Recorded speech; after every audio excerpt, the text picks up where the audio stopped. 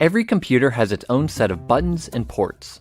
In this video, we're going to talk about some of the most common ones, including what they're for and how to recognize them. Some buttons are universal, like the power button. Depending on the type of computer you have, it may be on the front, on the back behind the screen, or even on the inside when you open the lid.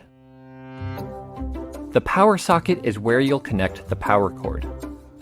If you have a laptop, you'll have a charging port instead. Most computers provide more than one USB port, so you can plug in any device you might need. Keyboards, printers, and USB drives are all common examples. Some computers even have USB-C ports, which can be used for many different things, not just plugging in devices. Laptops, for instance, often use the format for the charging port.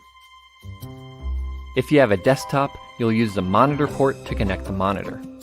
There are quite a few types of monitor connections, ranging from HDMI to the USB-C style we just mentioned. If you have a laptop, you can connect a separate monitor as long as you have the right equipment.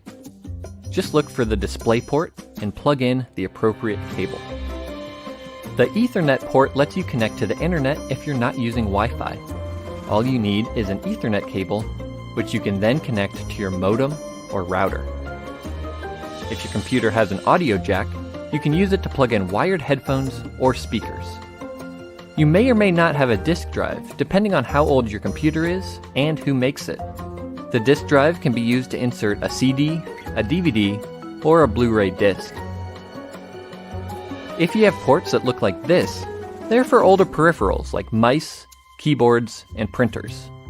Newer versions of these devices usually connect via USB or wirelessly.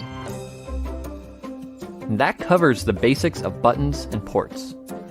Of course, every computer is different, and technology is always changing. To find out what options you have, take a closer look at your computer.